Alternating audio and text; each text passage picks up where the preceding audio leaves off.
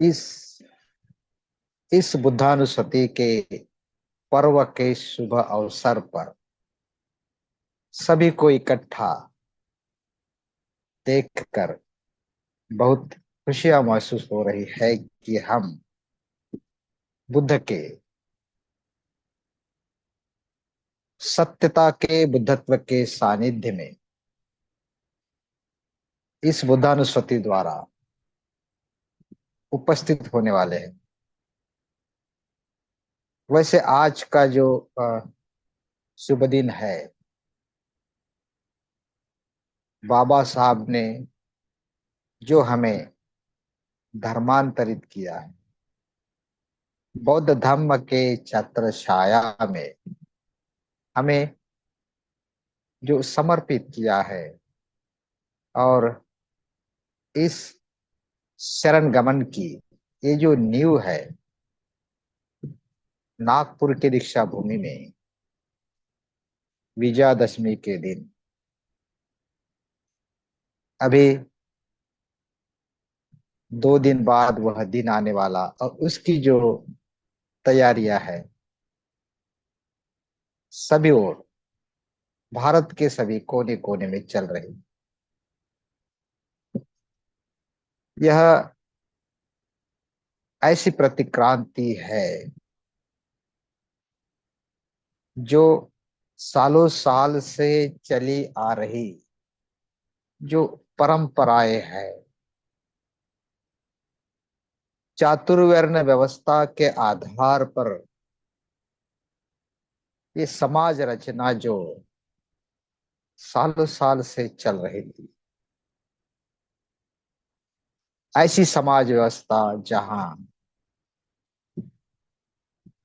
यह जो वैदिक संस्कृति है, ब्राह्मणी संस्कृति है, विषमता से भरी हुई चातुर्वर्ण का जो जड़ है, सभी समाज को जो खा रहा, और भगवान बुद्ध पहली बार इस सामाजिक क्रांति को धार्मिक रूप में प्रस्तुत करते हैं। सबोधि के पश्चात उनकी जो तीसरे सप्ताह में जो वह घोषणाएं करते हैं, 5वां सप्ताह, न जच्चा वसूल होती, न जच्चा होती वामनो, कमुना वसूल होती, कमुना होती वामन, जन्म से कोई ब्राह्मण नहीं होता है, अपने कर्म से होता है। और यह जो विषमतावादी समाज व्यवस्था जो है, उसका यह आधार बुद्ध पूरी तरह उखाड़ देते हैं। सभी को मुक्ति के द्वार खुले कर देते हैं। समता का यह जो मार्ग है, अपने संग में सभी को प्रवेशित कर सभी अलग अलग जाति धर्म पंथ लिंग भेद से परे, वर्ण भेद से परे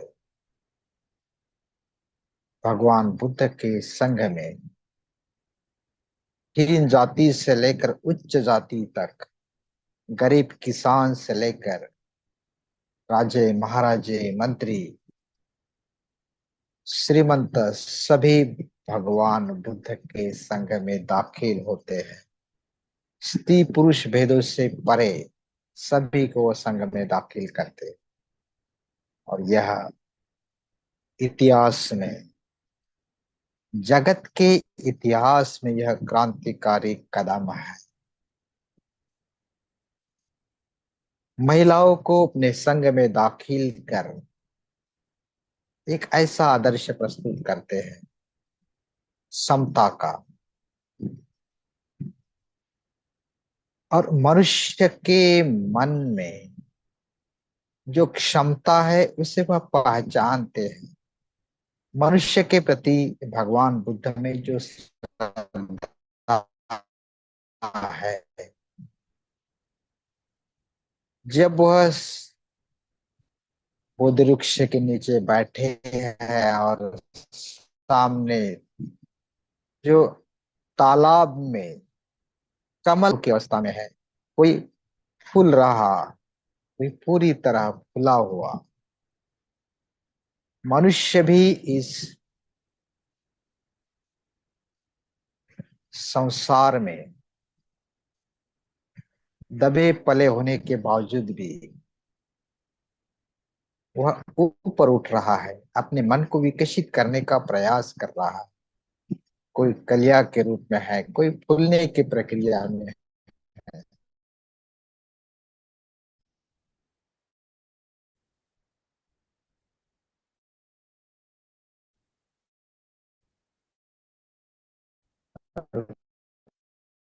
कोई पूरी तरह फूला हुआ नेक्स्ट के लिए पूरा अपना जीवन व्यतीत करते हैं। संबोधि के पश्चात सारनाथ के मृगदाय वन में वह चारिका कर चलकर वहां आते हैं, जहां पास परिवाजों को, जिनको ये जो सत्यता की नींव है, प्रतीत्य समुत्पाद के आधार पर चार आर्य सत्य, दुख मुक्ति का मार्ग जो खोजा है, विशुद्धि मार्ग, शील समाधि प्रज्ञा का मार्ग, प्रतीत्य समुत्पाद के कारण ही हमारा मन जो है विकसित हो सकता है, संबोधि की ओर, बुद्धत्व की ओर आगे विकास कर सकता है। और मनुष्य के भीतर यह जो क्षमता है, यह जो अचेतन मन दबा हुआ है,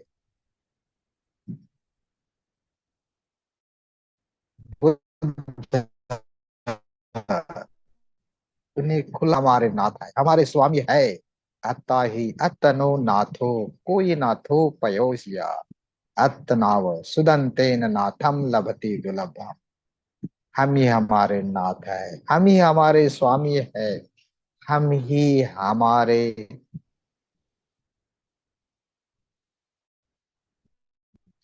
जीवन के शिल्पकार है। हमारा जीवन इस संस्कारिता से असंस्कारिता की ओर विकसित कर सकते हैं। ये जो अकुशल कनिष्ठ उत्क्रांति वाला हमारा मन है, उच्च उत्क्रांति की ओर कुशल बना सकते हैं। और ये जो आशावाद है, वह बस एक ऐसा मार्ग बताते हैं, क्रिया कर्म कर्म कांड करते रहो, मैं तुम्हें मोक्ष दूंगा, मैं तुम्हारी सभी जरूरतें पूरे करूंगा। लेकिन अकेले भगवान बुद्ध ही ऐसे है। जगत के सभी कितने भी धर्म पंथ हो, सभी से परे अलग ऐसे भगवान बुद्ध इस धम्म के बारे में कहते हैं। तुम्हें ही किचंग आतप अख तारो तथागत पचपन्ना पमोजति झाइनो मार बंधनो। तुम्हें ही प्रयास करना है, तुम्हें ही मैंने बतलाए हुए मार्ग पर चलना है। तुम्हारे लिए दूसरा कोई कुछ भी नहीं कर सकता। भगवान बुद्ध का धम्म यह मार्ग है, और जो भी इस मार्ग पर चलेगा बुद्ध के जैसा बन सकेगा। बुद्धम शरणम गच्छामि। त्रिशरण हम 3 बार दोहराते हैं, बार बार उसका पुनरुच्चार करते हैं।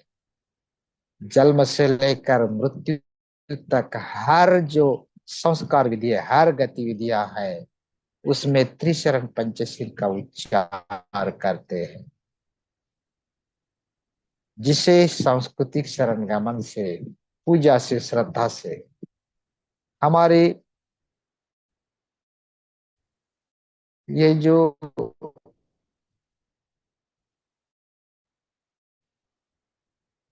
श्रद्धा है, भावनिक श्रद्धा, उत्कट श्रद्धा, मजबूतता चाहे भावनिक मार्ग में तब्दील जब तक नहीं करते,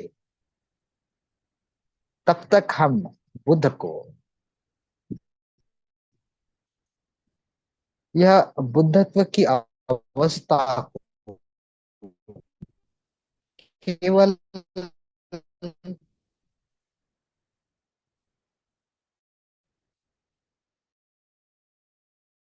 ऊपरी ओर समझेंगे।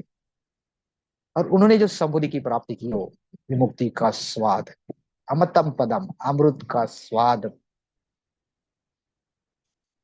जो खुद चखा है, उनकी जो अनुयायी है, अरहंत, बोधिसत्व, जिन्होंने इस मार्ग का अनुभव कर धर्म काया प्राप्त बुद्ध को इस विश्व में जो कालातीत है, कालबद्ध सीमा से परे ऐसे धर्म काया प्राप्त बोधिसत्व बुद्ध को, जो अपने साधना के द्वारा, ध्यान के द्वारा, बुद्ध अनुस्मृति के द्वारा अनुभव करते हैं। और हम भी यही प्रयास करने का संकल्प कर रहे हैं। भगवान बुद्ध सारनाथ के मृगदाय वन में पंचवर्गीय भिक्षुओं को लगातार 3 माह तक, जैसा यह शिविर चल रहा है, शिविर का नेतृत्व बुद्ध कर रहे हैं। और 5 शिविरार्थी, केवल 5, जो पहले से ही कई सारे सालों से प्रयास कर रहे हैं, अलग अलग मार्ग का अनुसरण कर रहे हैं, विमुक्ति का मार्ग खोज रहे हैं। चित्त की परिशुद्धि से ठीक हो सकती है। और यह आशा बुद्ध जब इन 5 परिवारों को दिलाते हैं, 5 के 5 अरहंत प्राप्त हो, दिव्य दृष्टि उन्हें प्राप्त होती है। यह भगवान बुद्ध के संबोधि का प्रभाव है। ये जो भगवान बुद्ध की जो सिंह गर्जना है, धम्म की गर्जना, जो सारनाथ के मृगदाय वन में पहली बार गूंज उठी, तब से लेकर सालों साल से भारत के इस जम्बूद्वीप की भूमि में उतना नहीं, अलग अलग देशों तक वह गूंजती रही, फैलती रही।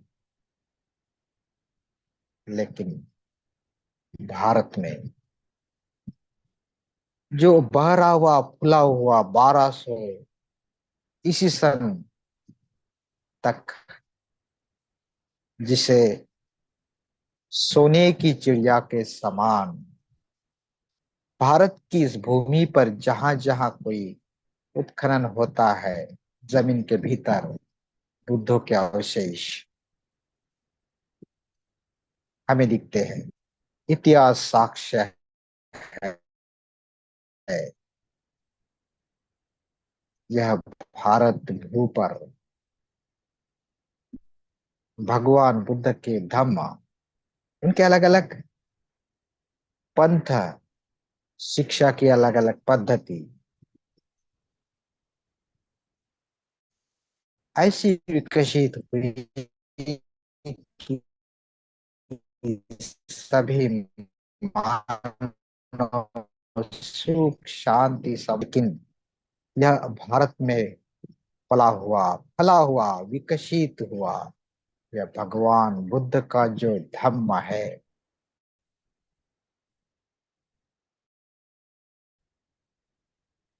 धीरे धीरे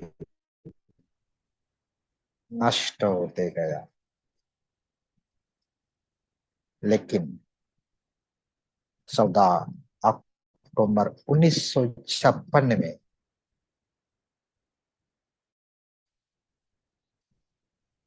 फिर से बोधिसत्व डॉक्टर बाबा साहेब अम्बेडकर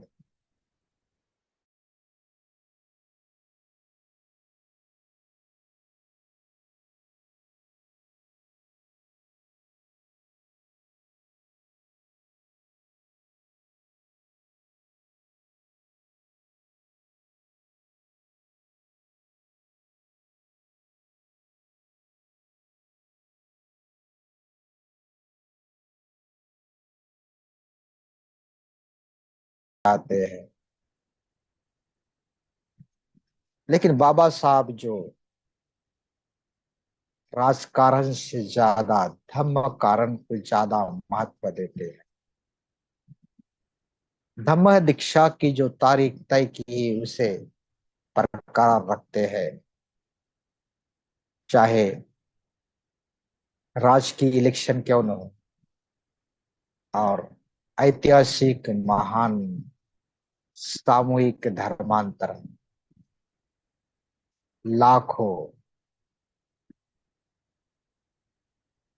बाबा साहब के ऐसे अनुयायी जो गरीब दरिद्री अज्ञानी जीवन जी रहे अंधकार में, उनके मन में आशा का किरण बाबा साहब जग, और सभी नागपुर की दीक्षा भूमि की ओर चल रहे हैं, अलग अलग साधनों से, गाड़ी वाहन, बैलगाड़ी, पैदल, नए सफेद कपड़े पहनकर, जो नागपुर की दीक्षा भूमि जहाँ श्रद्धानंद पे पूरा नाम, 14 एकड़ जमीन, और सभा मंडप जो सांची के स्तूप के आकार का जैसा का प्रवेश द्वार, जहाँ पूजा स्थान, सुंदर बुद्ध की धम्म चक्र प्रवर्तन मुद्रा रखी है, और वो चंद्रमणि दीक्षार्थी का, उपाध्याय का वहाँ समारंभ का नेतृत्व करते हैं। बाबा साहब को वह दीक्षा देते हैं। बाबा साहब बौद्ध बन चुके हैं, और वहां खड़े होकर सभी अपने अनुयायियों को खड़े होने को कहते हैं। सभी में जल्लोष है, उत्साह है।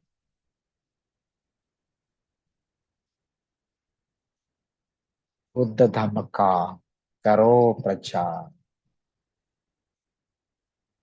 बुद्ध धर्म का करो स्वीकार, घोषणाएं सभी ओर गूंज उठती है। सुबह का समय लाखों, 5 लाख सभी अनुयायी दीक्षा भूमि के मैदान पर एक कतार में जैसे खड़े हैं। अपनी जो नेता है उनके पीछे पीछे शरण पंचशील ग्रहण कर रहे हैं। बुद्धम शरणम गच्छामि, धम्मम शरणम गच्छामि, संघम शरणम गच्छामि। 3 बार त्रिशरण का उच्चारण कर वह पंचशील की उन्हें ग्रहण करने को देते, और उसके साथ 22 प्रतिज्ञा। पहली बार ऐसा हुआ कि धम्म दीक्षा के लिए भिक्षुओं के सामने एक दीक्षा लेने के बाद बाबा साहब खुद अपने अनुयायी को दीक्षा देते हैं।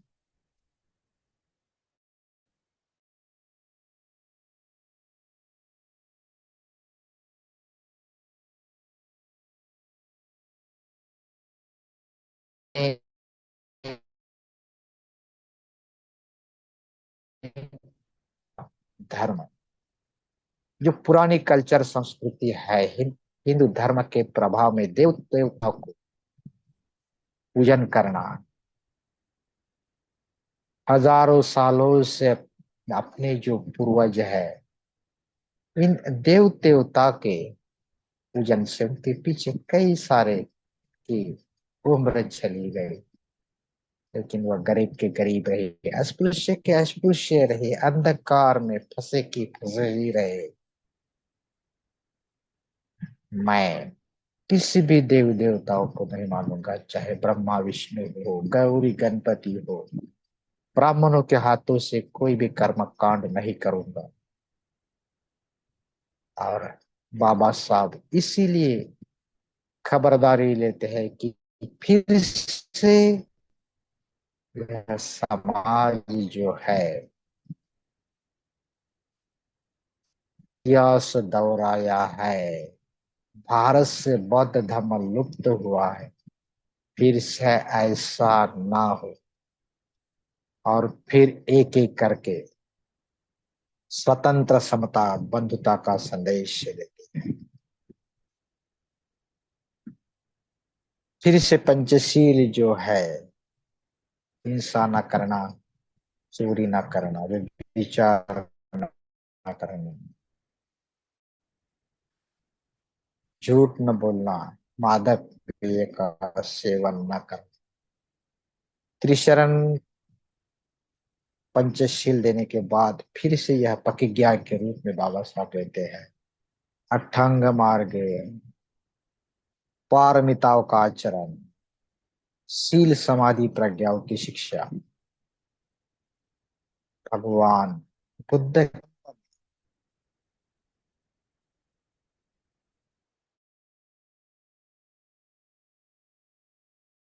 इस बदलाव को, इस नए जीवन को स्वीकार करते हैं, और यही धर्मांतरण, यही दीक्षा का महत्वपूर्ण दिन हमें प्रेरणा के स्रोत के रूप में, जब हम इसकी स्मृति करते हैं, याद करते हैं, तो हमारे लिए यह ऊर्जा का एक स्रोत बनता है।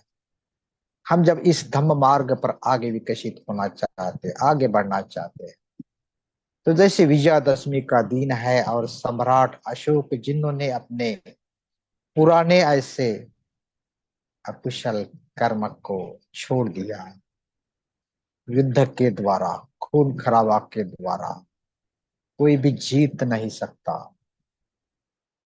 और मैत्री ही है, भगवान बुद्ध का धम्म ही है, जिनका आचरण उन्होंने खुद किया, अपने पुत्र पुत्री को धम्म के प्रसार में समर्पित किया, और खुद एक धम्म को राजाश्रय देकर सभी भारत धम्म का प्रचार करने के लिए कई सारे प्रयास किए। वैसा ही धर्मांतरण जो सारनाथ में धम्म चक्र गतिमान हुआ था,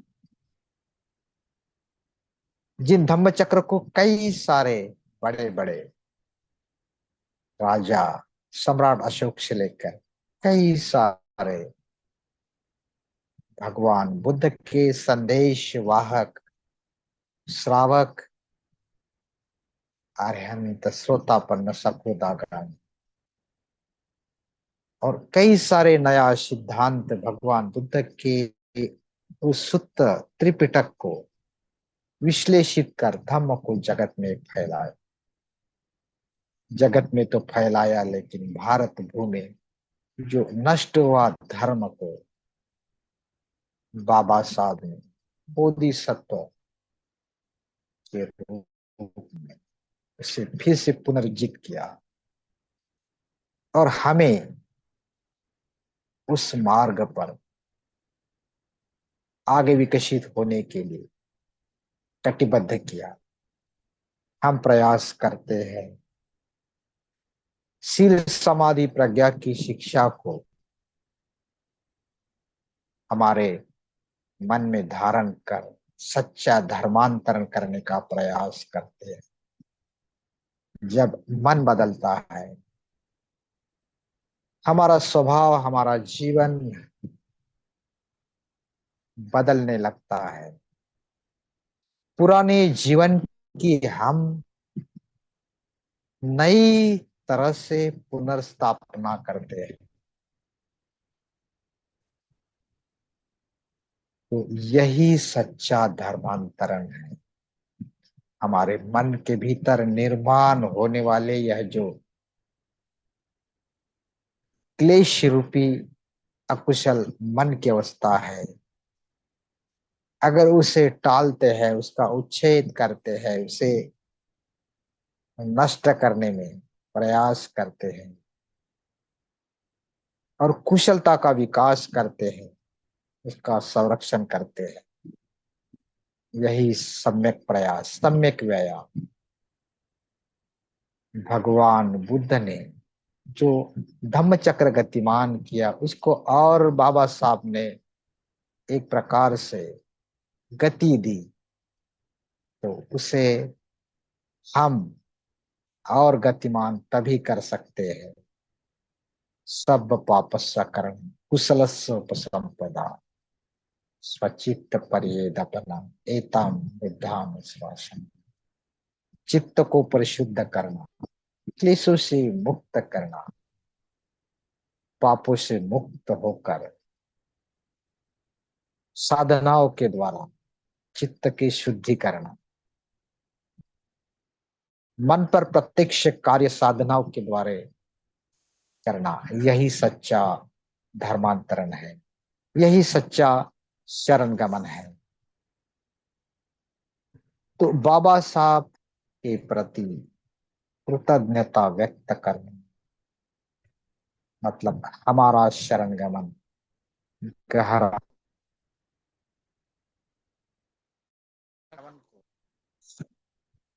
शरण गमन के स्तर को विकसित करते रहना, यही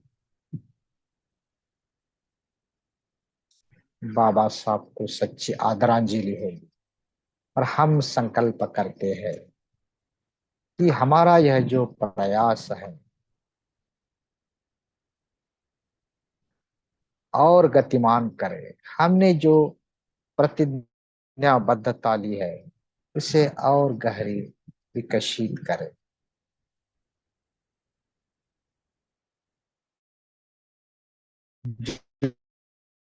जो धम्म मित्रों के हमने प्रतिज्ञाएं ली है कि सही में मैं केवल जन्म जन्म से बौद्ध नहीं हूं, तो मैं मेरे कर्म से बौद्ध बनूंगा। बुद्ध के मार्ग पर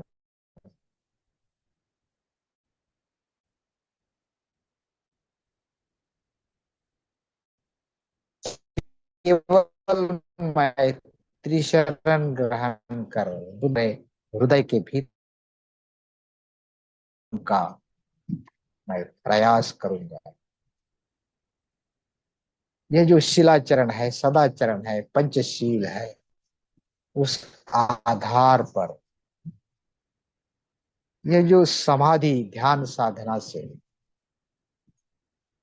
अंतकरण की शुद्धि, चित्त की शुद्धि करूंगा और समाधि के शिखर पर जो प्रज्ञा का कलश है उसे प्रकाशमान करूंगा। अत्तदीप भव से प्रज्ञा की परिपूर्तता करो जाए। यही संकल्प अगर हम करते हैं, उसे पूरा करते हैं,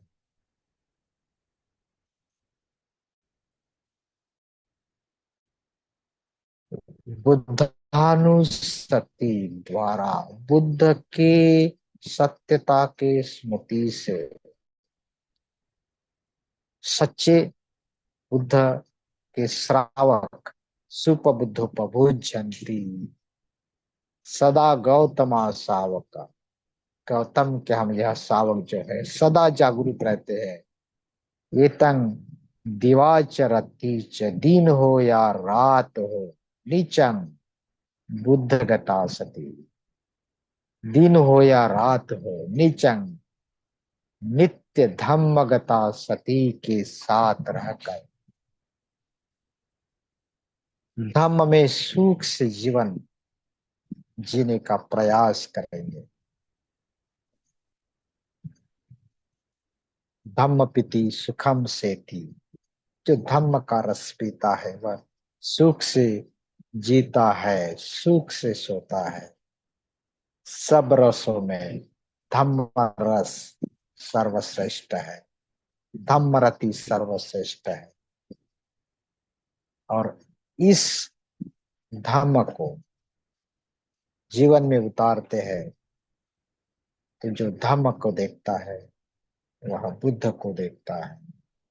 बुद्ध की जो जीवनी है, बुद्ध की जो चरित्र गाथाएं है, उनकी जो लीलाएं क्रीड़ाएं है, हमारे भीतर श्रद्धा से हम उनके तरफ आकर्षित होते, शरणगमन मजबूत करते और जीवन के केंद्र में शरणगमन को रखकर हमारा जीवन विकसित करते हैं। तो यह सच्चा हमारे आदर्श को शरणगमन होगा। तो हम आज की बुद्धानुस्मृति में बुद्ध के सहवास में रहकर, बुद्ध के गुणगान के साथ रहकर, यह सत्यता के साथ रहकर कुशल मानसिक अवस्था का अनुभव करने वाले हैं। और हमारे मन को बुद्धानुस्मृति से परिशुद्ध करने, तो इसलिए सभी को शुभकामना देते हैं और बुद्धानुस्मृति के लिए फिर से तैयार होते हैं। सभी ने शांति से सुन लिया, सभी का बहुत बहुत धन्यवाद।